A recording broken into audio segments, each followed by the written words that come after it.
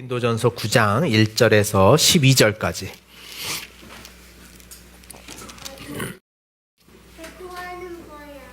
9장 1절에서 12절까지. 제가 한 절, 여러분이 한 절, 우리 교독에서 같이 읽겠습니다. 내가 자유인이 아니냐, 사도가 아니냐, 예수 우리 주를 보지 못하였느냐, 주 안에서 행한 나의 일이 너희가 아니냐.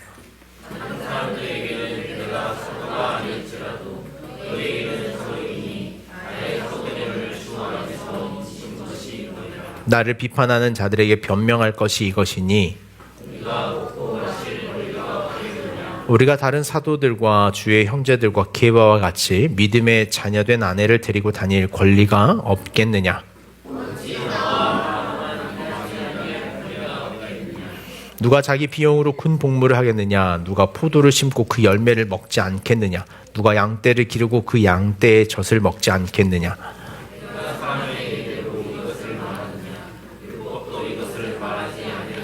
모세의 율법의 곡식을 밟았던 소에게 망을 씌우지 말라 기록하였으니 하나님께서 어찌 소들을 위하여 염려하심이랴.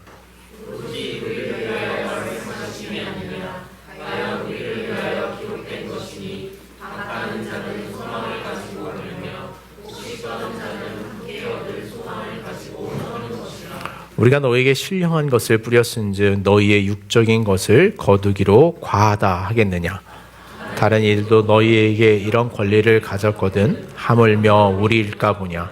그러나 우리가 이 권리를 쓰지 아니하고 범사에 참는 것은 그리스도의 복음에 아무 장애가 없게 하려 함이로다. 아멘. 하나님의 말씀입니다. 한 해 우리 다시 한번 시작하는 은혜를 주신 하나님께 감사하는 마음이 있습니다. 오늘은 한 가지 주제를 여러분과 좀 나누려고 하는데요. 그건 뭐냐면 비난이라고 하는 주제입니다. 누구나 삶에 비난당하는 것을 바라거나 또 견디기 쉽다고 말하는 사람은 없을 것 같아요. 그럼에도 불구하고 우리는 참 비난하는 방법을 참 자주 사용하고 또 남을 비난하는 것을 두려워하지 않고 잘 시도하는 것 같습니다. 오늘 바울은 바울이라고 하는 신앙의 자리 그리고 자신의 삶을 열심히 살아가고 있음에도 불구하고 몇 가지 비난을 받게 됩니다. 그 첫 번째 비난이 뭐냐면 당신은 사도가 아니다라는 비난이에요. 내가 자유인이 아니냐, 사도가 아니냐라는 비난이 있습니다. 우리가 잘 알았던 것처럼 고린도 교회는 이 바울파냐, 베드로파냐, 야고보파냐, 예수파냐라고 하는 이 어떤 파당의 갈등이 있었습니다. 누구 사람이냐라는 거죠. 이 누구 사람이냐는 것에 대하여 한 가지 비난을 가지고 있었던 사람들이 바울은 사도로서의 자격이 없다라는 비난이 있었습니다. 왜 바울은 사도로서 자격이 없다는 비난을 받았는지 아마 다 알 것 같다 싶어 설명을 안 해야겠다 생각했는데 이렇게 보니 다 모르겠다는 확신이. 왜 바울은 사도로서 사도가 아니라는 비난을 받았는지 혹시 여러분 아십니까? 네? 우리 예은 위원장님 내가 비난한 거 아닙니다 이렇게 답하지 않기를. 나는 그런 적 없습니다 이러기 없이요.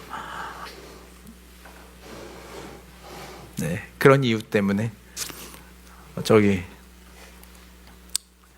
누리 집사님 나 열심히 설교하는데 거기 커피 마시고 이러고 허다허다 밥도 먹겠네 이제. 주일날 앉아서 밥 먹고 있으면 웃기겠다. 에? 이것도 모르는데 어떻게 저기 커피가 들어가요. 목에 넘어가요. 무지와 상관없이.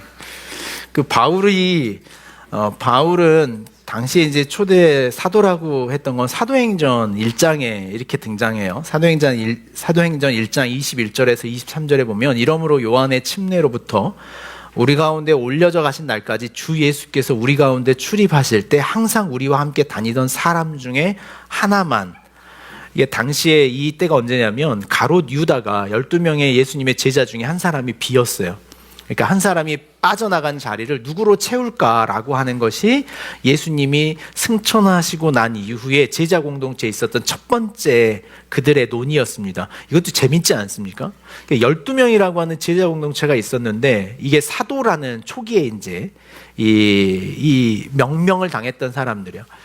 11명의 사도에 대해서 12명을 채워야 된다는 것이 그 제자 공동체의 의식이었어요. 이것도 굉장히 좀 독특한 의식인데, 그럼 우리가 어떤 사람을 사도로 뽑을 거냐라는 초기의 논의에 있어서 그들이 뭘 결정했냐면, 세례 요한의 때로부터, 그러니까 세례 요한이 예수 그리스도의 메시아를 선언하는 그 시기부터 예수님이 다시 올라가는 그 시간까지 예수님과 함께 행적을 같이 했던 사람 중에 한 사람만이 사도가 될 수 있다라고 하는 초기의 사도의 권위에 대한 어떤 인정이 있었습니다. 우리 교회도 아마 그럴 수 있을 것 같아요. 언제부터 있었냐? 나는 초기에 2층 공사할 때부터 있었다. 뭐 이런 사람들도 지금 여기에 거의 있는데, 베라가 웃는데 난 벽돌 놓을 때부터 있었다. 뭐 이렇게, 나는 뭐 내가 나중에 장로가 될 권한이 있지만 벽돌 놓고 나중에 온 사람은 자격이 없다. 뭐 이런 이야기가 있을 수 있잖아요. 약간 이런 논의가 고린도 교회에 있었던 거예요. 너 저 3층 공사할 때 있었니? 뭐 이런 거죠. 다 해서 한 사람은 의미 없어. 이런 논란이 이 고린도 교회 안에 있었던 거예요. 넌 언제부터 있었냐라는 거죠.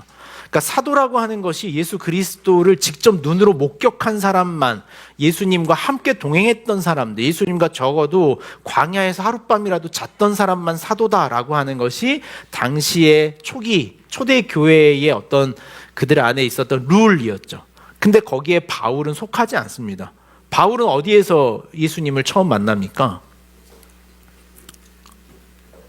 바울은 어디서 예수님과 처음 만났을까요? 이 다메섹이라고 하는, 다마스커스라고 하는 곳에 바울이 사울이라고 하는 이름을 가졌을 때 거기에 있는 예수 믿는 사람들을 핍박하기 위해서 사울이라는 이름으로 올라가다가 거기에서 만납니다. 사울아 사울아 라는 음성을 듣죠. 거기서 사울이 놀라는 거예요. 누구십니까? 내가 핍박하는 예수다. 그러니까 그게 예수님과 만났던 사울의 첫 사건이었어요. 따라서 이 첫 사건을 근거로 해서 그를 사도로 인정했던 것은 바울 자신이었지만, 다른 사람들에게 있어서는 사도라고 하는 권한이 위임되지 않았다라는 거예요. 근데 바울의 이 변명을 한번 들어보십시오. 다른 사람들에게는 내가 사도가 아닐지라도 너희에게는 사도니 라는 표현을 합니다. 그러니까 이 바울의 이 표현은 목회자로서 이런 변이겠다는 생각이 들어요. 여러분들에게는 제가 목사지만 제가 어디 가서 당신이 진짜 목사 맞습니까? 라고 하는 어떤 그런 논란을 어떻게 그렇게 사는 사람이 목사입니까? 막 라고 할 때 여러분들이 덩달아서 막 힘을 모아가지고, 맞아, 생각해보니까 목사님이 아닐 수도 있겠다는 생각이 들어라고 여러분들 막 여기서 수덕수덕 하는 거예요. 안수 받을 때 봤어, 저 사람? 막 이런. 준호 집사님 혹시 저 안수 받을 때 봤어요? 안 봤죠. 막 이런 논리. 맞아, 그러고 보니까 안수 받을 때 우리도 본 사람 없잖아요, 여기서. 이런 논란이 막 있는 거예요. 바울이 그러는 거예요. 세상 사람 다 그러는 건 이해하지만 기억하는 교회가 저한테 목사냐고 묻는 건 내가 참을 수 없다. 이런 반응을 보이는 게 이제 바울이 가졌던 비난에 대한 어떤 자기 항변이었습니다. 얼마나 억울했을까. 비난 당함이, 고린도 교회 사람들한테 당신이 사도입니까? 라는 비난을 받는 거예요. 우리도 살다 보면 자신이 애쓰고 힘쓰는 자리에서 비난당할 때가 있는 것 같아요. 이따금 이제 뭐 우리 아이들이 다 있어서 그렇지만 부모로서 비난을 당할 때도 있습니다. 그러니까 엄마 아빠가 어떻게 그거밖에 안 해줘? 라는, 열심히 사는 가정에서 그럴 수 있죠. 남편으로서, 아내로서, 직장에서도 마찬가지인 것 같아요. 열심히 내가 힘쓰고 노력하는 곳에서 우리는 비난이 있어요. 꼭 왜 그것밖에 못해라는 거죠. 직장 생활을 하다가도 다른 사람들이 와서 비난하는 건 내가 이해가 되는데, 같은 직장 동료가 비난하는 건 진짜 견디기 힘든 거예요. 그런 마음이 있지 않아요? 내가 같이 생활하던 곳에서의 비난인 거예요. 내가 만나는 사람들 사이에서, 가까운 사람들, 야, 어떻게 네가 나를 인정하지 않을 수가 있냐? 라는 자리에서의 비난에 바울이 지금 놓여 있는 거죠. 바울은 자신이 수고하고 가장 힘써 애쓰는 자리에서 비난을 당한 사람이었습니다. 그것이 첫 번째 바울을 향한 고린도 교회의 비난이었어요. 또 다음에 비난이 등장하는데 그게 뭐냐면 바울은 가정이 없다는 것에 대한 비난이 있었습니다. 일전에 한번 말씀드렸던 것처럼 바울은 결혼을 하고 아마 어떤 이유로인지 모르겠지만 아내가 없는 상태에서 복음을 전하는 전도자의 삶을 살았을 텐데 그것을 놓고 사람들이 비난하기 시작해. 그는 가정도 없잖아. 가정도 없이 어떻게 하나님을 전한다고 할 수 있겠어? 라는 비난이 그에게 있었어요. 고린도전서 7장 40절 말씀에 바울이 이미 그랬던 것처럼 그러나 내 뜻에는 그냥 지내는 것이 더욱 복이 있으리로다. 나도 또한 하나님의 영을 받은 줄 생각하노라. 이렇게 말합니다. 그러니까 아내가 없다는 것, 가정이 없다는 것이 바울에게 있어서 큰 비난이었습니다. 없는 것을 찾아서 우리도 비난받을 때 있는 것 같아요. 우리도 살다 보면 우리 삶에 내가 원하지 않지만 내 인생에 있어서 부족한 부분과 만날 때 있어요. 내가 결혼하고 싶었지만 결혼이 아직 이루어지지 않는 것. 내가 직장 생활을 열심히 하고 싶었지만 직장이 없는 것. 내가 그 학교에 들어가고 싶었지만 그 학교에 들어갈 수 없었던 문제. 우리가 다 키가 크고 싶었잖아요. 근데 키가 안 큰 문제. 날씬하고 다 잘생기고 싶었잖아요. 그렇지 않으십니까, 여러분들은? 충분히 그렇다고 생각들 하시는지 모르겠지만 제가 보기에는 아닙니다. 너무 그런가요? 이런 비난. 내가 어떻게 할 수 없는 비난 말이에요. 자식을 그렇게 키우고 싶지 않았지만 자식이 왜 그것밖에 안 돼라는 비난 말이에요. 바울이 그렇게 하고 싶지 않았지만 당한 자신의 삶의 조건들을 가지고 비난받기 시작하는 거예요. 자신이 애썼던 자리에서 비난받는 것을 뒤로 하고 자신이 어떻게 할 수 없는 문제예요. 너 엄마 아빠가 왜 그러니? 라는 비난. 너 왜 그런 삶을 살아가니? 라는 두 번째 비난 앞에 바울이 직면해 있습니다. 또 다른 비난을 받는데요. 어떤 비난이었냐면 바울이 이런 비난을 받는 거예요. 여기 있는 것처럼 오늘 우리가 읽었던 본문에 보면 4절 말씀이에요. 우리가 먹고 마실 권리가 없겠느냐라는 비난입니다. 먹고 마실 권리가 없겠느냐라는 것에 대한 이유는 이런 겁니다. 그러니까 바울이 자유롭게 먹을 수 있는 뭐든지 함부로 먹을 수 있는 권리를 묻는 것이 아니라 여기서 말하는 먹고 마실 권리라고 하는 것은 그 고린도 교회에서 자유롭게 먹고 마신다는 의미예요. 그러니까 어떤 의미입니까? 고린도 교회로부터 일종의 지원을 받을 권리가 없겠느냐라는 거예요. 그러니까 실제로 보면 빌립보서 4장 16절 말씀에 보면 바울이 이렇게 말합니다. 데살로니가에 있을 때 너희가 한 번, 두 번 나의 쓸 것을 보냈었노라 라고 빌립보 교회에 말해요. 그러니까 빌립보 교회에서는 바울이 일종의 사례비를 받으면서 사역을 했습니다. 근데 고린도 교회에서는 한 번도 사례비를 받지 않았던 것이 바울과 고린도 교회의 관계였어요. 그러니까 고린도 교회 사람들에게는 한 번도 나를 위해서 뭘 좀 지원해줘라, 나를 위해서 좀 먹을 것을 좀 부탁한다 라는 이야기를 한 번도 하지 않았던 것이 고린도 교회였습니다. 그러면 여기 어떤 비난이 있는 거예요? 고린도 교회는 이런 거예요. 어떻게 사도라는 사람이, 어떻게 하나님의 사람이라는 사람이 사람들로부터 돈을 구하거나 먹고 마실 것을 구하고 살아갈까라는 비난을 받는 거예요. 우리 이럴 때 있어요. 우리가 살아가겠다는 어떤 명분을 정하면 누군가는 그 명분을 가지고 비난을 합니다. 내가 좀 착한 사람으로 살아보겠어 라는 어떤 약속을 하면 저 사람 착하게 산다고 하지 않았어 라는 비난을 하는 거예요. 우리가 어떤 마음을 먹고 좀 선하게 착하게 살아봐야겠지라는 마음을 먹으면 우린 그걸 가지고 예꾸준 다른 사람들을 비난하는 게 우리의 삶의 어떤 비난의 형태라는 거죠. 바울은 어떠면 우리 인생이 당하고 있는 이 모든 삶의 비난을 직면하고 있는 것이 오늘 본문에 있는 이 바울의 상태입니다. 자신이 어떤 사람인지, 자신의 정통성에 대한 비난, 그리고 자신이 스스로 해결할 수 없는 문제에 대한 비난, 자신이 가치로 세우고 있는 것에 대한 비난이 오늘 이 바울에게 주어져 있는 거예요. 우리 자녀들뿐만 아니라 부모로서도 이런 비난에 놓일 때 우리 삶이 무너진다는 생각을 해요. 여러분들이 이런 비난에 직면했을 때 어떤 태도를 취하십니까?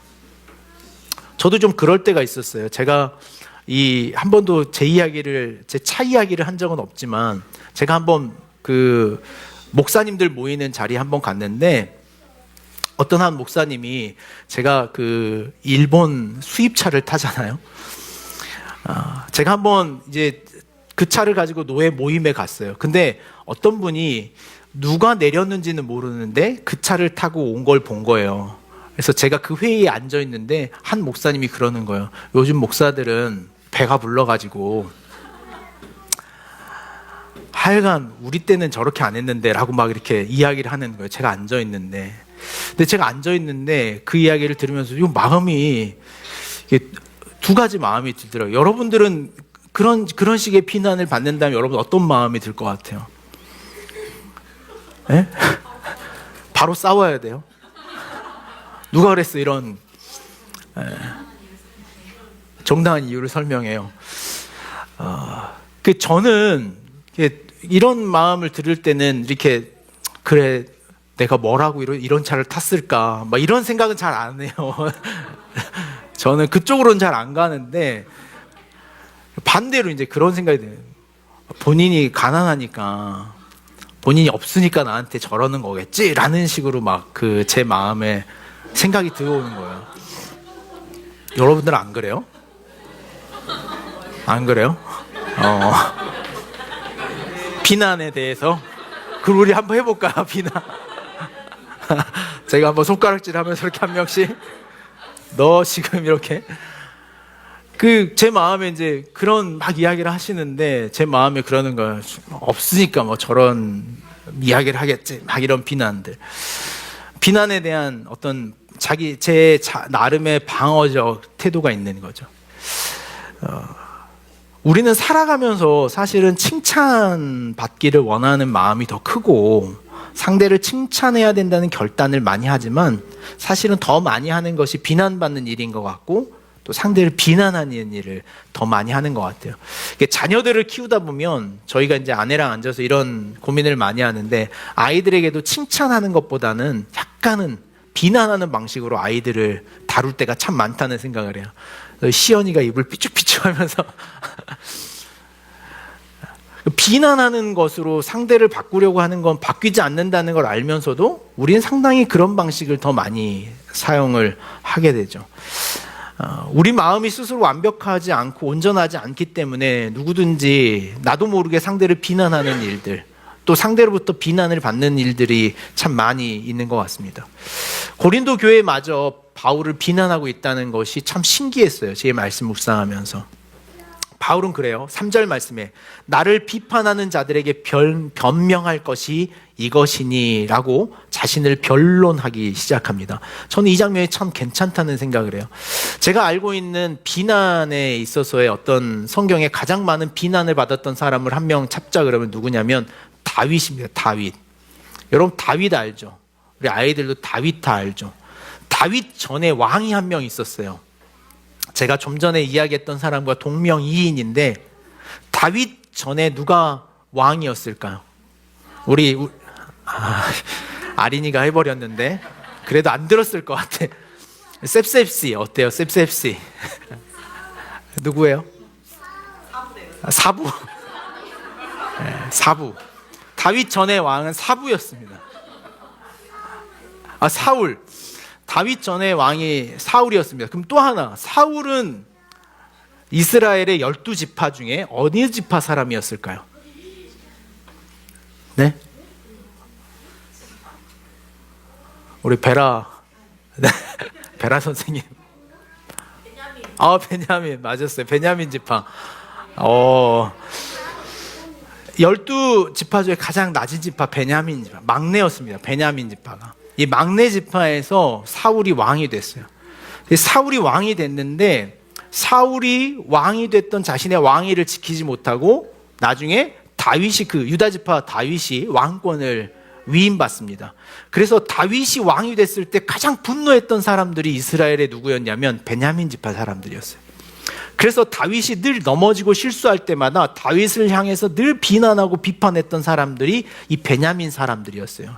대표적인 예가 하나 등장하는데, 다윗의 아들이 솔로몬 말고 잠시 다윗의 왕권을 빼앗았던 아들이 있습니다. 누군지 아세요?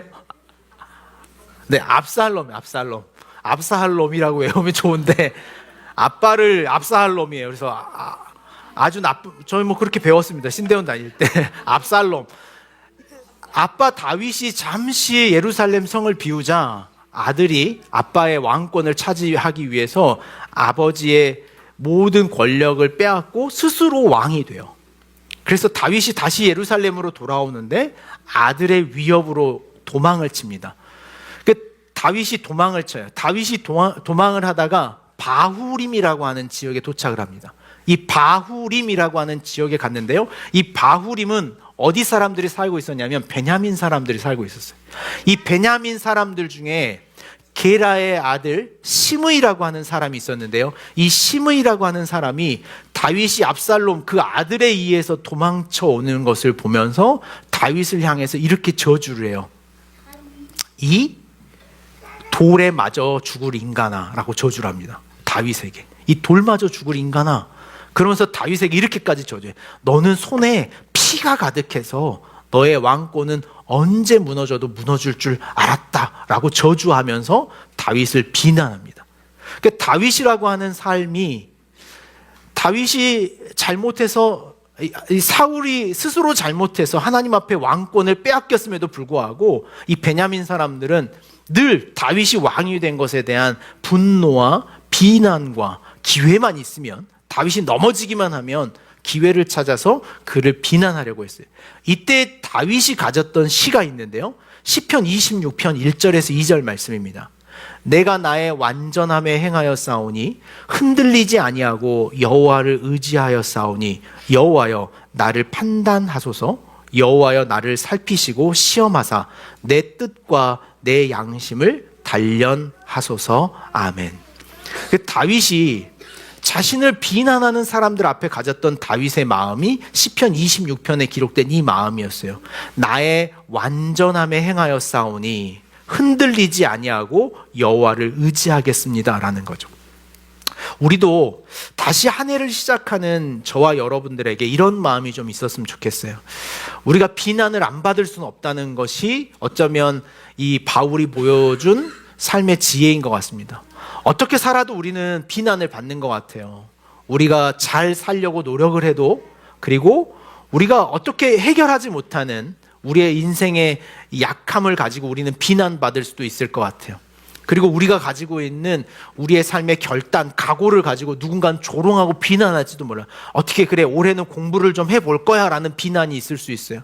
올해는 좀 다이어트를 해볼 거야 라는 비난이 있을 수 있어요.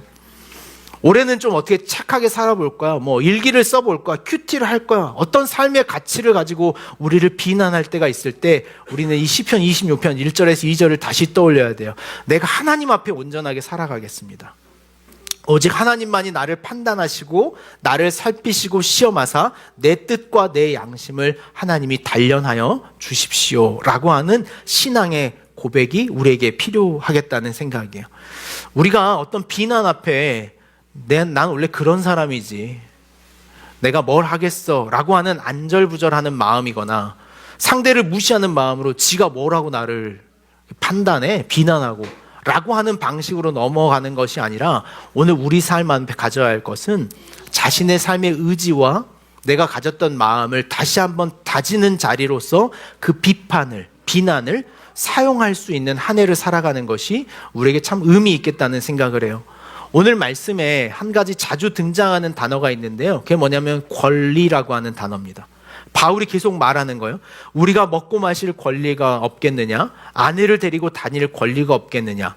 일하지 아니할 권리가 없겠느냐? 그러니까 바울이 계속 자신의 권리를 주장하는데, 이 권리라고 하는 원어는 엑수시안이라는 단어를 씁니다.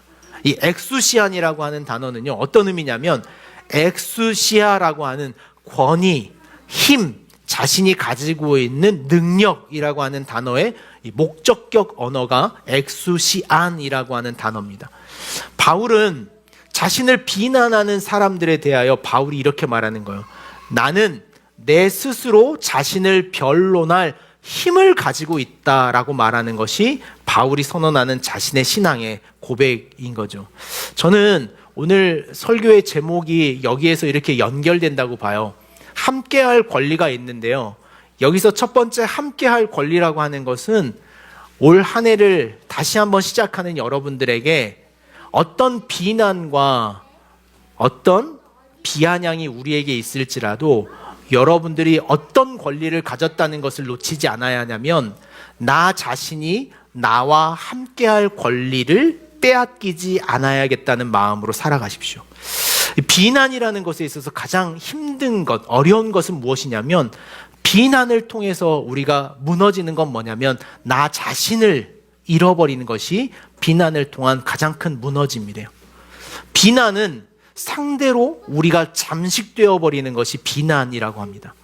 누군가의 비난이 나를 잠식하지 않고 누군가의 비난이 나를 점령하지 않도록 어떤 비난 앞에서 바울이 가졌던 태도는 뭐냐면 바울은 자기 자신을 놓치지 않았어요.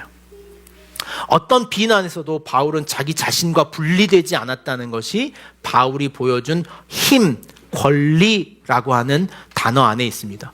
바울이 그 비난 앞에서 자기 자신과 분리되지 않고 나에게 이런 권리가 있습니다 라고 말하는 바울처럼 올 한 해 여러분들이 어떤 비난과 닥쳐오는 비아냥 속에서도 자기 자신과 분리되지 않는 삶을 살아가는 것, 그것이 새해 다시 한번 한 해를 시작하는 우리의 각오와 결단이 될 수 있기를 원해요. 더 나아가서 다윗이 했던 것처럼 무엇과 분리되지 않는 힘을 가져야 하냐면 하나님 앞에서 자기 자신과 분리되지 않기를 결단하는 마음, 그 권리가 내게 있습니다 라고 하는 신앙의 고백이 우리 안에 있어야 한다는 것.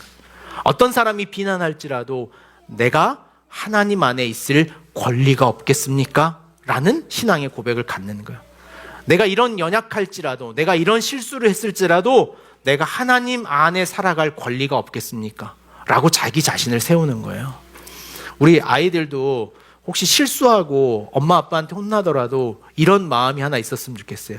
내가 이 집에서 밥 먹을 권리가 없겠습니까? 이런 마음. 태환아, 아빠가 아무리 혼내도 내가 이 집에서 밥 먹을 권리가 없겠습니까? 이렇게. 주원아, 알았지? 우리 아이들은 그럴 권리를 누리고 있는 걸로. 맨날 혼나요.